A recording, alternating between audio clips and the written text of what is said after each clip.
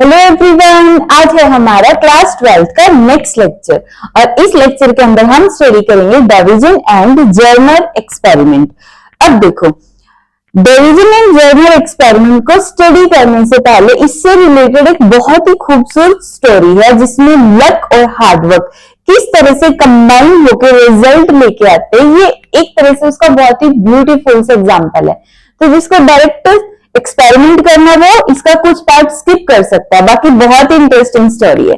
तो देखो, यहाँ पे इन्होंने एक्सपेरिमेंट करना स्टार्ट किया था 1921 में और 1923 तक जर्नल आया ही नहीं था। कौन कौन था वहां पे? डिवीजन और इनका एक और कलीग था जो चार्ली। ठीक है, चार्ली। ये दो साइंटिस्ट जब काम कर रहे थे और ये डिवीजन जर्नल एक्सपेरिमेंट नहीं कर रहे थे, ये क्या कर रहे थे कि इन्होंने टंगस्टन लिया। ये देखना चाहते थे कि जब इलेक्ट्रॉन गन की हेल्प से जब इलेक्ट्रॉन की बम्बार्डमेंट टंगस्टन पर करवाएंगे तो क्या होगा। तो उन्होंने देखा जब टंगस्टन पे इलेक्ट्रॉन की बम्बार्डमेंट करवाते तो कुछ इलेक्ट्रॉन वापिस से इलेक्ट्रॉन गन में दोबारा चले जाते हैं। ठीक है, ये देख के इनको वो जो रदरफोर्ड का अल्फा स्कैटरिंग एक्सपेरिमेंट था उसकी याद आ गई कि इसका मतलब इसमें कोई न्यूक्लियस होता होगा जिससे स्ट्राइक करके ये वापिस आ रही हैं। ठीक है, तो ऐसा कुछ उन्होंने सोचा कि न्यूक्लियस है या कोई इलेक्ट्रॉन है, क्या हो रहा है, क्योंकि अल्फा स्कैटरिंग एक्सपेरिमेंट में तो रिपल्शन की वजह से ऐसा हुआ था। तो टंगस्टन के अंदर ऐसा क्या है कि इलेक्ट्रॉन न्यूक्लियस से तो रिपेल होंगे नहीं, क्योंकि न्यूक्लियस तो पॉजिटिव होता है जो इनको अपनी तरफ अट्रैक्ट कर लेगा। तो कहीं से तो रिपेल होकर ये इलेक्ट्रॉन वापिस आए। तो इन्होंने सोचा चलो इसकी स्टडी करते हैं। तो इन्होंने जाके एक्सपेरिमेंट को स्टार्ट किया। एक्सपेरिमेंट का मेन पर्पस यही था। तो 1921 से शुरू किया था, 1923 तक ये एक्सपेरिमेंट चलता रहा। 1924 के अंदर जर्नल ने इनको ज्वाइन किया। फिर कौन आ गया? जर्नल। अब मेन साइंटिस्ट हो गए डिवीजन एंड जर्नल। ठीक है, तो अब इन दोनों ने ये एक्सपेरिमेंट किया शुरू।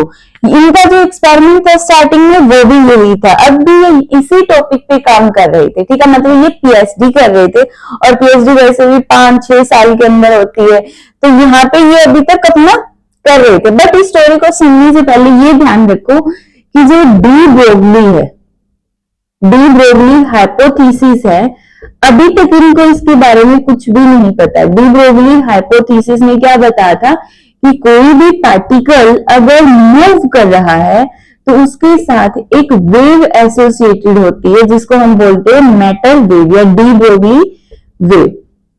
ठीक है, अब जो डी ब्रोगली साइंटिस्ट है वो भी अपनी पीएचडी कर रहा था जब उसने अपनी थीसिस के अंदर ये वाली थीसिस लिख के दी। अब उसने ये दिया था सिर्फ थ्योरी के अंदर, कोई एक्सपेरिमेंट उसके पास था नहीं, इसलिए उसकी पीएचडी को भी होल्ड कर दिया उन्होंने। मतलब इसको पीएचडी की डॉक्टर की डिग्री नहीं मिली थी, तब तक पीएचडी की डिग्री होल्ड हो गई इसकी। क्यों? इसने सिर्फ थ्योरी दी, एक्सपेरिमेंट इस पे परफॉर्म नहीं हुआ था। बट डी ब्रोगली हाइपोथेसिस दे दी गई। ठीक है, लेकिन इनको अभी तक नहीं पता क्योंकि अभी तक इन्होंने शायद पब्लिश भी नहीं किया था। फिर 1924 में जब जर्नल ने ज्वाइन किया, इसी टॉपिक के ऊपर उन्होंने सेम एक्सपेरिमेंट कर रहे थे। ठीक है, बट इन्होंने फिर यहाँ पे जब ये देखा ना कि कुछ इलेक्ट्रॉन्स वापस जा रहे हैं तो इन्होंने सोचा हम टंगस्टन को रिप्लेस कर देते निकेल क्राइस्टल से। ठीक है, तो इन्होंने ये एक्सपेरिमेंट कर दिया निकेल क्राइस्टल के ऊपर। अब निकेल क्राइस्टल के ऊपर भी सिंपल यही कि इलेक्ट्रॉन गन से इलेक्ट्रॉन गए और वापिस से स्ट्राइक करके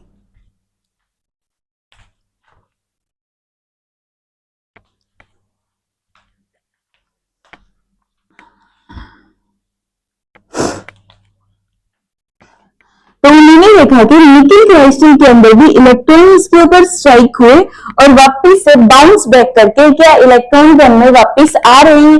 तो इस तरह का जब ये पैटर्न को ऑब्जर्व कर रहे थे तो उस टाइम पे क्या हुआ, उस टाइम पे इनके साथ अब एक लक का फैक्टर आया। लक का फैक्टर क्या आया, ये स्टडी तो कर रहे निकेल क्राइस्टल की, बट लक इनके पास आया और इनके जो भी एक्सपेरिमेंट का ऑपरेटर्स था उसके अंदर एयर चली गई।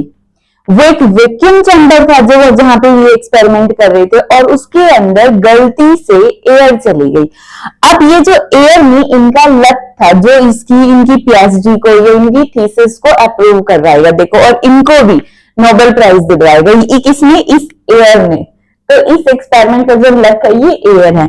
ये एयर इनके चैम्बर के अंदर एंटर कर गई, और जैसे ही चैम्बर में एंटर की, इन्होंने निकिल क्रिस्टल को बना दिया पॉली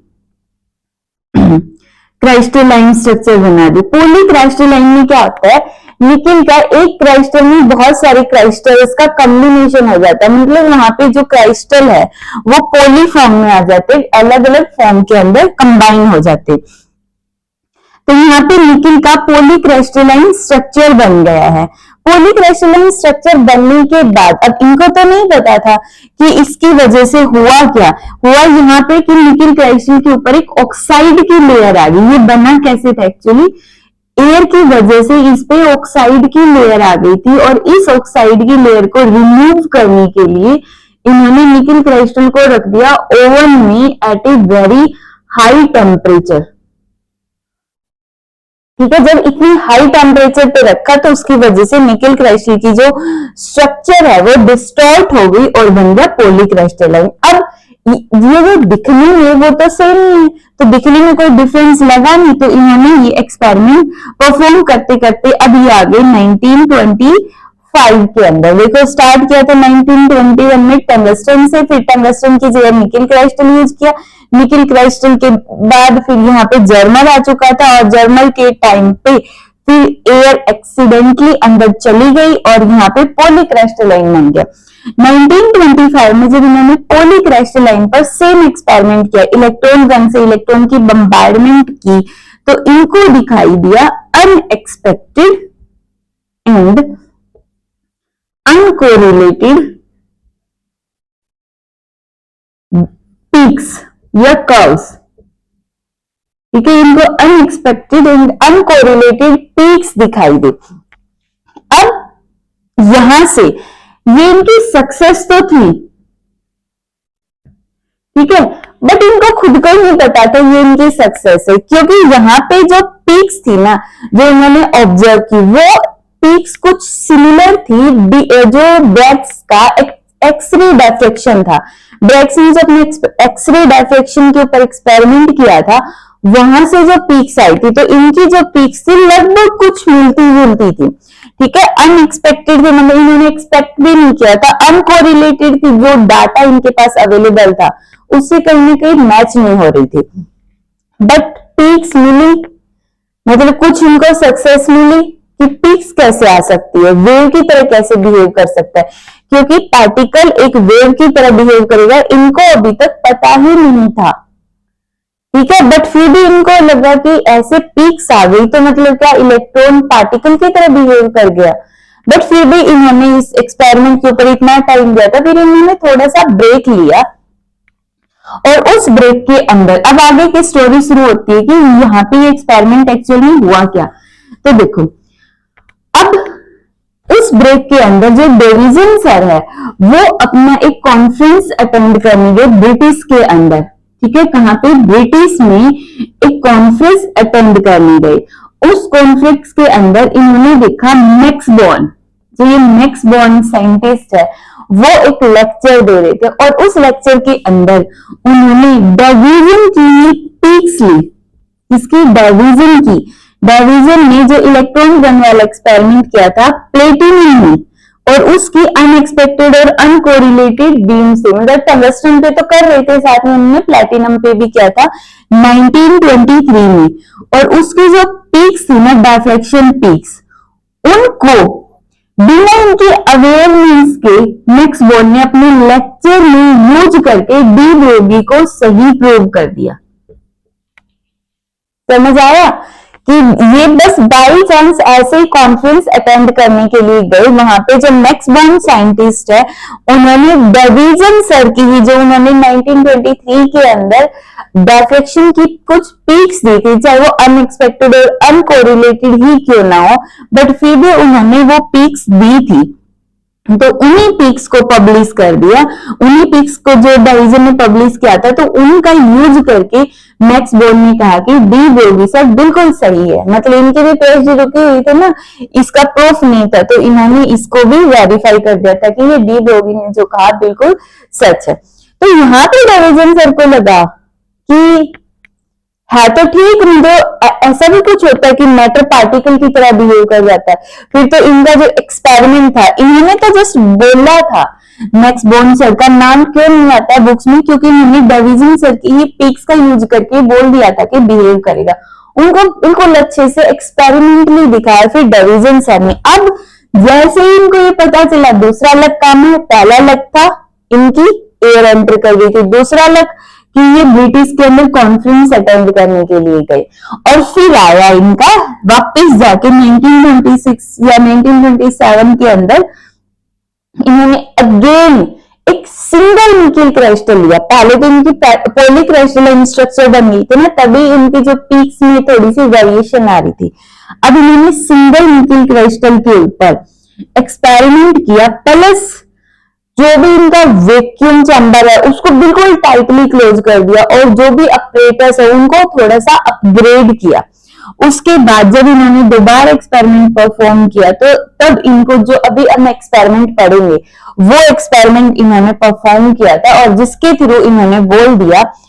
इसका प्रूफ क्या है, इसका मतलब इसका जो लास्ट में इसने क्या प्रूव किया है, इसने किया है कि इलेक्ट्रॉन एक वेव की तरह काम करता है। जब इलेक्ट्रॉन मूव कर रहा है, स्लो मूविंग इलेक्ट्रॉन पे इन्होंने काम किया था। ये एक्सपेरिमेंट किस पे था, सिर्फ स्लो मूविंग इलेक्ट्रॉन पे। अब देखो यहाँ पे एक चीज और चल रही है, जब ये एक्सपेरिमेंट करे ना इंडिपेंडेंटली, जे थॉम्सन का जो बेटा है जिप्पी थॉम्सन, वो भी काम कर रहा है इसी एक्सपेरिमेंट के ऊपर, बट वो फास्ट मूविंग इलेक्ट्रॉन पे काम कर रहा है। समझ लो, यहाँ पे डाइजन एंड जर्मर सर एक्सपेरिमेंट कर रहे हैं, और यहाँ पे दोनों को एक दूसरे के बारे में नहीं पता। यहाँ पे वो काम कर रहे हैं G P Thomson sir, same experiment electron को ये दिखाने के लिए कि इलेक्ट्रॉन है वो वेव की तरह काम करता है। इन्होंने स्लो मूविंग इलेक्ट्रॉन पे काम किया, जीपी थॉम्सन सर ने फास्ट मूविंग इलेक्ट्रॉन पे काम किया। ठीक है, तो उसके बाद इन्होंने ये एक्सपेरिमेंट दिया और प्रूव किया कि जो स्लो मूविंग इलेक्ट्रॉन है वो एक वेव की तरह बिहेव करेंगे, और उनके साथ एक वेव एसोसिएटेड होगी जिसकी वेवलेंथ इन्होंने ये दी हुई है। ठीक है, तो इन्होंने इसकी जो थ्योरी थी उसके ऊपर एक्सपेरिमेंट करके इस थ्योरी को बिल्कुल सही कर दिया, और दोनों को ही फिर नोबेल प्राइज मिल गया। अब हम देखते हैं, अब हमारा सिलेबस स्टार्ट होता है कि सिलेबस के अंदर एक्चुअल में है क्या। मुझे थोड़ी थ्योरी इंटरेस्टिंग लगी इसकी स्टोरी की, कैसे काम कर रहा है, साइंटिस्टों के साथ कितने कितने इत्तेफाक होते हैं, वहां से क्या चीजें निकल के आती है। ठीक है, तो अब हम इसका सिलेबस देखते हैं।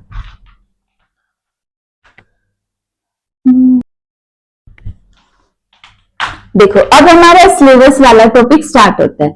इसमें इन्होंने ले लिया एक टंगस्टन ले लिया, यहाँ पे क्या ले लिया, टंगस्टन। ठीक है, टंगस्टन को लो टेंशन बैटरी से कनेक्ट कर दिया। ये क्या, लो टेंशन बैटरी जो 12 वोल्ट के आसपास तक की होगी, मतलब कम होगी वोल्टेज, 12 वोल्ट से भी कम होगी। ठीक है, इस टंगस्टन के ऊपर ये जहां पे जो टंगस्टन है, इधर लिख देते हैं, टंगस्टन के ऊपर इन्होंने बेरियम ऑक्साइड की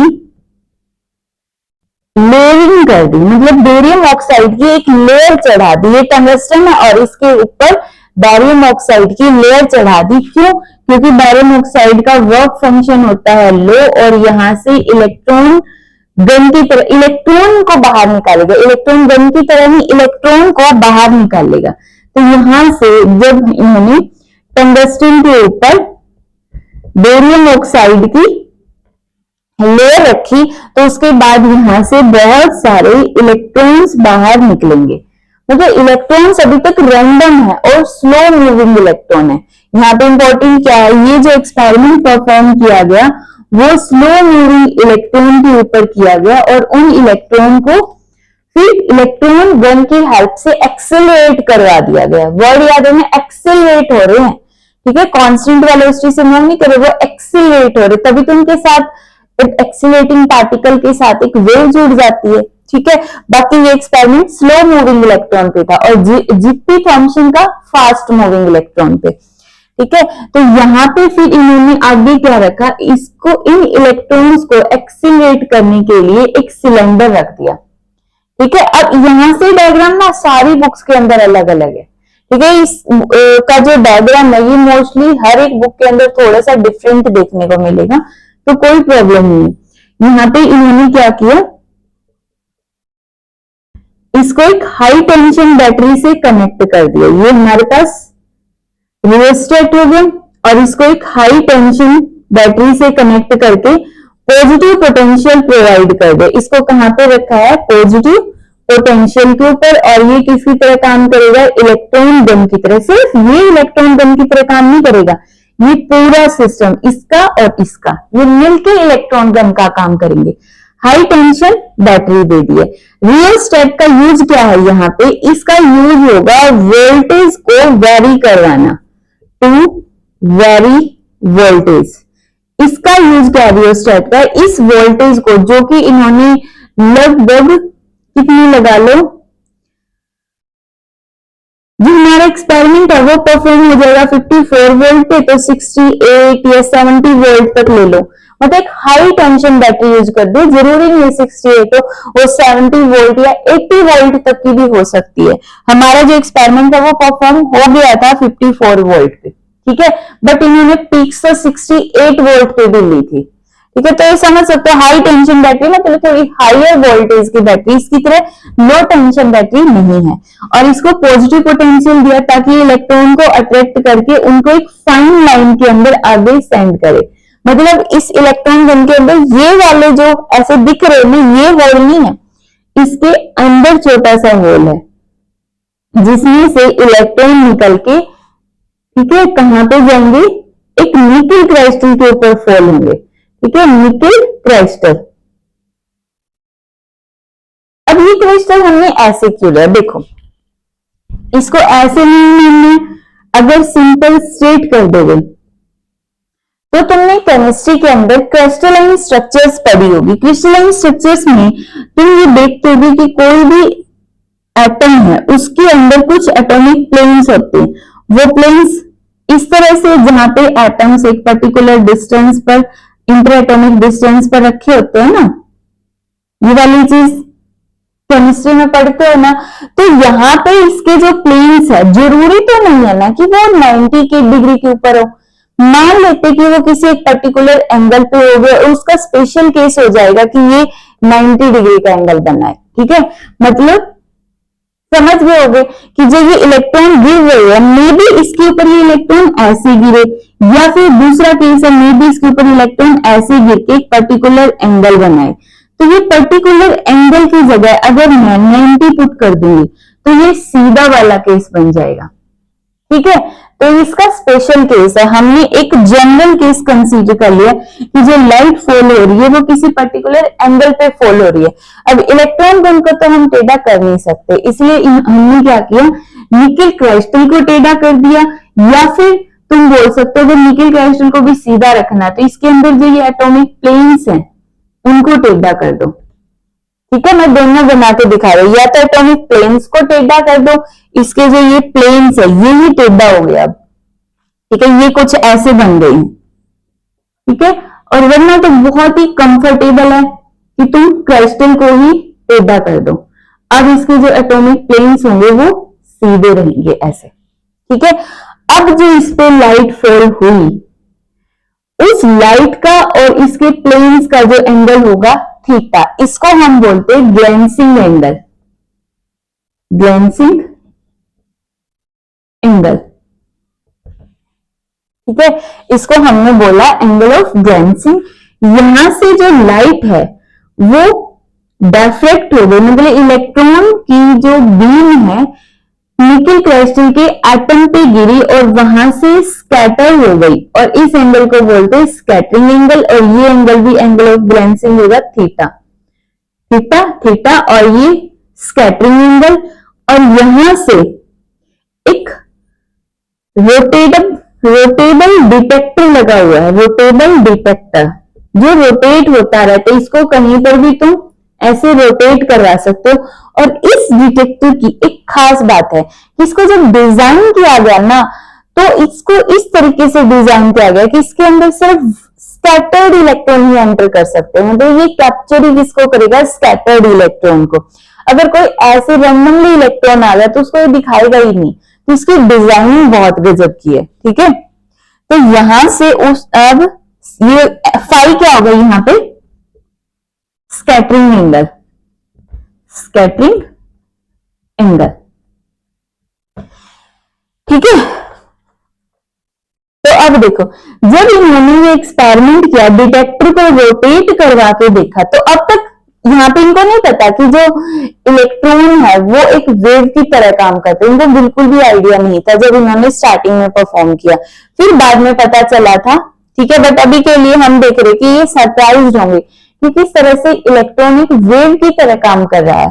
तो जैसे ही इलेक्ट्रॉन गए, इसमें एक इलेक्ट्रॉन आना चाहिए था, और उस इलेक्ट्रॉन की वजह से यहाँ पे कोई ब्राइट स्पॉट दिख सकता है, या फिर इसके साथ जो गैल्वेनोमीटर लगा होगा, उस गैल्वेनोमीटर के अंदर एक टाइम पे एक डिफ्लेक्शन दिख सकती है, मतलब एक पर्टिकुलर एक ही जगह पे डिफ्लेक्शन दिख सकती है, ठीक है। बट इन्होंने देखा जब डिटेक्टर को हम रोटेट करवा रहे तो गैल्वेनोमीटर एक अच्छी खासी रेंज के अंदर करंट शो कर रहा है। मतलब अगर सिर्फ इलेक्ट्रॉन पार्टिकल की तरह बिहेव करते तो अगर इधर आ गए तो यहां पर तो कोई करंट नहीं होना चाहिए था, बट इन्होंने देखा यहां पर भी करंट है। ऐसा क्यों? क्योंकि अब इससे पहले देखो ये एक्सपेरिमेंट परफॉर्म हुआ था 54 डिग्री पे, और इनको 50 डिग्री के ऊपर बहुत ही शार्प पीक दिखाई दी, ऐसे करके। ये कितना है, 50 डिग्री। ये क्या है, intensity of scattered electron, intensity of scattered electron 50 degree पे बहुत ही शार्प पीक दिखाई दी, और 54 वोल्ट पे, ठीक है। ये इनकी जो फाइनल पिक थी जो बुक्स के अंदर होती है, इसकी कुछ और पिक्स भी थी जो मैंने ऐड कर दी है, तो यहाँ पे इसकी फाइनल पीक थी, ठीक है। फाइनल पीक किसकी, यहां से स्कैटर्ड इलेक्ट्रॉन की इंटेंसिटी की। तो अब देखो, तो इन्होंने देखा कि इन्होंने कंक्लूजन क्या दिया कि इलेक्ट्रॉन जब यहां से आया तो वो इलेक्ट्रॉन इसके एटम के ऊपर जैसे ही फॉल होकर स्कैटर होके आया, अब इलेक्ट्रॉन के साथ एक वेव जुड़ गई है, और एक वेव नहीं है, वो बहुत सारी वेव्स हैं, बहुत सारी वेव्स। इसको समझाने के लिए मैं एग्जांपल दूंगी। तो जैसे इलेक्ट्रॉन स्कैटर्ड हुआ, इस इलेक्ट्रॉन के साथ बहुत सारी वेव्स हैं, और वो बहुत सारी वेव्स आपस में कंस्ट्रक्टिव इंटरफेरेंस देगी, कंस्ट्रक्टिव इंटरफेरेंस देगी, और उसी कंस्ट्रक्टिव इंटरफेरेंस की वजह से हमें क्रस्ट में मतलब एक ब्राइटनेस का मैक्सिमा मिल रहा है, ब्राइटनेस का मैक्सिमा मिल रहा है। यहां से प्रूव हो गया कि इलेक्ट्रॉन है वो डिफ्रैक्शन पैटर्न शो करते, इलेक्ट्रॉन क्या शो करते हैं, डिफ्रैक्शन पैटर्न। अब चलिए बहुत सारी वेव्स कैसे बोल सकते हैं, देखिए अगर एक सिंगल इलेक्ट्रॉन मूव कर रहा है, डी ब्रोगली सर ने कहा कि उसके साथ एक वेव एसोसिएटेड होती है, एक वेव। बट यहाँ पे बात हुई है कि इलेक्ट्रॉन स्कैटर हो रहे हैं, तो इलेक्ट्रॉन अगर स्कैटर हो रहे उसके साथ एक वेव नहीं जुड़ती, बहुत सारी वेव जुड़ती है। एग्जाम्पल के तौर पे अब देखो, ये चीजों को हम विजुअलाइज ऐसे तो नहीं कर सकते, दिखेगी नहीं कुछ, तो इसको हम देखो विजुअलाइज करने का एक एग्जाम्पल देती हूँ। वाटर वेव्स सुना है, +1 क्लास में वाटर वेव्स होती है। पानी के अंदर जैसे ही हम पत्थर डालेंगे उसके अंदर रिपल्स फॉर्म होने शुरू हो जाते हैं, उन्हीं रिपल्स को हम वाटर वेव बोलते हैं। पत्थर एक फेंका है, बट उस एक पत्थर में बहुत सारे रिपल्स बना दिए, बहुत सारी वेव्स बन गई है।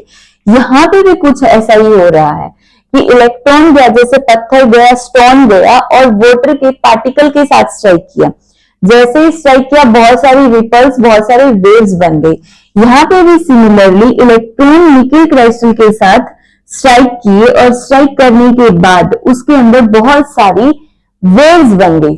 तो अब जो ये स्कैटर्ड होने के बाद इलेक्ट्रॉन आ रहा है, वो इलेक्ट्रॉन में एक वेव बन चुके, बहुत सारी वेव्स एसोसिएटेड हो चुकी, तो बहुत सारी वेव्स बन गई यहाँ पे।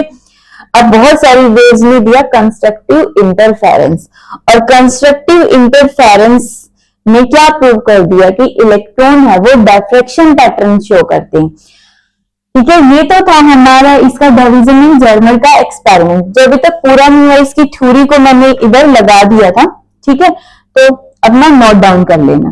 फिर इन्होंने देखा जो ब्रैग साइंटिस्ट है, उन्होंने भी तो अपने एक्सपेरिमेंट दिया था, बट उन्होंने यूज की थी एक्सरेज, मतलब वेव को ही लिया था। जो उन्होंने एक्सपेरिमेंट किया उन्होंने, अब इसके ऊपर मैं एक अलग से वीडियो बना दूंगी, डिटेल में नहीं करवा रही। यहाँ पे एटॉमिक प्लेन्स होंगे, ऐसे लाइट फॉल हुई, ठीक है, ये एंगल होगा थीटा, ये होगा पूरा 5 होगा तो आधा 5/2 और 5/2 होगा। यहां से जब उन्होंने एक्सपेरिमेंट को परफॉर्म किया, दो लाइट्स को फोल्ड करवा के, तो यहां से आया 2d sin theta is equal to n lambda. ये कंडीशन आई मैक्सिमा की, कि दो वेव्स आई ना, इधर से भी गिरी इधर से भी गिरी, इन दोनों का पाथ डिफरेंस, यहां से एक परपेंडिकुलर फोल्ड करवा दो, यहां से एक परपेंडिकुलर फोल्ड करवा दो, ये पाथ डिफरेंस है। बाकी तो सारा सेम पाथ ट्रेवल करे। तो जब ये पाथ डिफरेंस निकाला तो 2d sin theta is equal to n lambda के इक्वल आ गया, जो कि कंडीशन है मैक्सिमा की। एक्सरे ने अपना डायफ्रैक्शन पैटर्न दिया था, तो उसके अंदर डायफ्रैक्शन के अंदर मैक्सिमा की कंडीशन ये है, ठीक है। और इनकी जो पीक्स है ब्रैग्स ला की, वो भी ऐसी ही है, ठीक है। तो दूसरा भी तो प्रूव हो रहा है कि यहाँ पे इसने एक्सपेरिमेंट किया एक्सरे पे, ये एक्सपेरिमेंट कर रही इलेक्ट्रॉन पे, पीक सेम आ रही है, वेवलेंथ सेम आ रही है, दैट मीन्स यहाँ पे इलेक्ट्रॉन भी एक वेव की तरह बिहेव करते हैं। तो यहाँ पे देखो, जो ब्रैग्स ने अपनी डायफ्रैक्शन पैटर्न को दिखाया और यहां से वेवलेंथ निकाली, उसकी वैल्यू कितनी थी? मैक्सिमम की कंडीशन ये है, डायफ्रैक्शन पैटर्न के अंदर ब्रैग्स ला की, ये यहां से सिंपली हमें पाथ डिफरेंस निकालना है, 2d sin theta is equal to n lambda आ जाएगा। 2d sin थीटा आ गया, मैक्सिमा के लिए किसके इक्वल होता है? पाथ डिफरेंस n लैम्डा के इक्वल होता है, तो इसलिए 2d sin theta is equal to n lambda आ गया। आई होप क्लियर हो गया होगा। बाकी नहीं क्लियर हुआ है तो ब्रैग्स के ऊपर मैं एक अलग से वीडियो बना दूंगी, एक बार और देख लो थोड़ा सा। यहां से लाइट फॉल हुई, मैं थोड़ा सा ऐसे बता देता हूं मेरी तसल्ली के लिए, ठीक है। यहां से लाइट फॉल हुई, डायफ्रैक्ट स्कैटर्ड हो गई, ठीक है। ये वो एक्सिस है जिसके अराउंड में ये क्रिस्टल घूम सकता है ऐसे। तो यहाँ पे ये इलेक्ट्रॉन इंसिडेंट और स्कैटर्ड, कौन सा एंगल है? 5, पूरा एंगल 5 है, तो हाफ 5/2 5/2 होगा। एक और वेव लेते हैं, पाथ डिफरेंस के लिए दो वेव्स लेते हैं ना, हम पढ़ चुके हैं ऑप्टिक्स के अंदर। तो वहां से ये लाइट फिर से रिफ्लेक्ट हो जाएगी। अब क्या होगा? अब देखो, ये जो लाइट है, तुम्हें नहीं लग रहा ये ज्यादा डिस्टेंस ट्रेवल कर रही है? कितना ज्यादा ट्रेवल कर रही है? इधर से परपेंडिकुलर डाल दो, इधर से डाल दो, तो यहां तक का डिस्टेंस सेम है, यहां तक का भी डिस्टेंस सेम है, एक्स्ट्रा रह गया ये वाला डिस्टेंस, ठीक है। अब इसका प्लेन के साथ इंसिडेंट का एंगल होता है थीटा, ये भी एंगल होगा थीटा। अब इसकी हेल्प से, इस थीटा की हेल्प से हम ये डिस्टेंस निकालेंगे, तो डिस्टेंस मतलब पाथ का डिफरेंस आ गया 2d sin थीटा। और हमें पता है मैक्सिमा मिल रहा है, तो मैक्सिमा के लिए पाथ डिफरेंस होता है n लैम्डा, इसलिए हमने इन दोनों को इक्वल पुट कर दिया, ठीक है। बाकी इसको सॉल्व करते हैं, वो मैं नेक्स्ट वीडियो के अंदर बना दूंगी। तो 2d sin theta is equal to n lambda. अब जो इन्होंने ब्रैग सर ने एक्सपेरिमेंट किया था, वहां पे इंटर एटॉमिक स्पेस था, d की वैल्यू 0.91, जो एटम लिया था ना, इसमें जो प्लेन्स थे ऐसे एटॉमिक प्लेन्स, इनके बीच की डिस्टेंस होती है d, इनके बीच की डिस्टेंस है d 0.91। अब साइन थीटा हमें पता ही नहीं है, n की जगह वैल्यू 1 लैम्डा। थीटा कैसे निकालेंगे? देखो इधर से देखो, तीनों एंगल एक सीधी लाइन में हमें 180 डिग्री, देखो ये पूरी लाइन है, ये थीटा, ये फाई, ये थीटा, तो तीनों का सम होगा 180 डिग्री। तो 2 theta is equal to 180 degree minus 5। 5 हमारा एक्सपेरिमेंट किस पे परफॉर्म हुआ है? 50 डिग्री पे, तो 180 minus 50 degree is equal to theta किसके इक्वल आ गया? 65 डिग्री। तो 65 डिग्री की वैल्यू पुट करो यहां से, ठीक है। जब 65 डिग्री की वैल्यू पुट करोगे तो यहां से जब वेवलेंथ निकलेगी वो आएगी 1.65 एंगस्ट्रॉम, 1.65 एंगस्ट्रॉम, ठीक है। ये किसने दी थी? ब्रैग्स ने। ब्रैग्स ने अपना एक्सपेरिमेंट परफॉर्म किया था एक्सरे पे, मतलब इसने वेव को लेके एक्सपेरिमेंट परफॉर्म किया, ठीक है। फिर इन्होंने देखा कि डी ब्रोगी सर के भी कॉन्सेप्ट को, क्योंकि डिवीजन सर तो सुन के ही लेक्चर मैक्स बॉर्न का आए थे ना, और वहां से इनको पता चल गया था कि डी ब्रोगली सर ने भी कुछ ऐसा ऐसा दिया हुआ है। तो वहां से डी ब्रोगली सर ने जो वेवलेंथ दी थी वो किसके इक्वल थी, 12.27 under root V angstrom potential के साथ। तो यहाँ पे देखो 12.27 वोल्टेज कितनी थी, 54 वोल्ट पे अपने एक्सपेरिमेंट परफॉर्म किया। जब सोल्व करेंगे तो वेवलेंथ आ गई 1.66 एंगस्ट्रॉम, लगभग सेम है। ये एक्सपेरिमेंट इन्होंने परफॉर्म किया पार्टिकल को लेके, ठीक है, ये एक्सपेरिमेंट इन्होंने परफॉर्म किया था पार्टिकल को लेके और बता दिया था कि उसके साथ एक वेव एसोसिएटेड होती है, ठीक है। तो अब यहां से पता चला था कि डी ब्रोगी सर भी बोल रहे कि कोई पार्टिकल मूव कर रहा है उसके साथ इतनी वेवलेंथ जुड़ी होगी, ब्रैग सर भी बोल रहे कि इतनी वेवलेंथ जुड़ी होगी। ये एक्सरे को वेव को मान के कर रही है, पार्टिकल को, मतलब पार्टिकल भी तो वेव की तरह बिहेव कर गया ना। तो यहां से कंक्लूजन निकल गया कि जो ये एक्सपेरिमेंट है ये डी ब्रोगी सर की थ्योरी का एक्सपेरिमेंट है, जिसे डी ब्रोगी सर की थ्योरी भी वेरीफाई हो गई, उनकी पीएचडी भी हो गई, उनको भी नोबेल प्राइज मिल गया, इनको भी नोबेल प्राइज मिल गया 1929 के अंदर जाके। कहां से स्टार्ट हुई थी जर्नी, 1921 में, ठीक है। तो लक और एफर्ट्स ने मिलकर काम किया और इसके ऊपर इस तरह से इसकी ये थ्योरी कंप्लीट हो गई। लिखने का पैटर्न है वो मैंने नोट्स डाल दिए, वहां से अपना नोट डाउन कर लेना और अच्छे से समझ लेना, ठीक है। तो यहाँ पे ना इसका और फायदा क्या हुआ, एक देखो कंक्लूड कर देते हैं हम, इसके कंक्लूजन क्या क्या निकले। कंक्लूजन एक तो ये पता चल गया कि कोई भी लिविंग पार्टिकल है उसके साथ एक वेव एसोसिएटेड होती है, ये पता चल गया। दूसरा मोस्ट इंपॉर्टेंट, फिजिक्स के अंदर उस टाइम पे बहुत सारी ऐसी प्रॉब्लम्स थी जिनको हम क्लासिकल थ्योरी से एक्सप्लेन ही नहीं कर पा रहे थे, मतलब क्लासिकल थ्योरी है जो फेल हो गई थी उस टाइम पे प्रूव करने के लिए उनको। तो यहाँ पे इन्होंने क्या किया, डेविसन एंड जर्मर सर ने एक तरह से क्वांटम मैकेनिक्स की नींव रख दी थी, ठीक है। मैक्स बॉर्न का भी यूज था इसमें, मैक्स बॉर्न की भी बोलते हैं ना, according to Max Born quantum theory क्या बोलती है, तो मैक्स बॉर्न का भी कंट्रीब्यूशन था। इन्होंने भी अपना थोड़ा सा कंट्रीब्यूशन दे दिया कि तुम एक अलग पूरी फिजिक्स बना दो, क्वांटम फिजिक्स, ठीक है। तो इन्होंने एक तरह से क्वांटम फिजिक्स के लिए एक बेस प्रोवाइड कर दिया जिसकी हेल्प से हम उन प्रॉब्लम्स को सॉल्व कर सकते थे जो कि क्लासिकल थ्योरी सॉल्व नहीं कर पा रही थी, ठीक है। तो इनका बेसिक पर्पस इलेक्ट्रॉन को वेव दिखाना और क्वांटम थ्योरी के लिए एक बेस प्रोवाइड करना था, ठीक है। कर लोगे, ओके।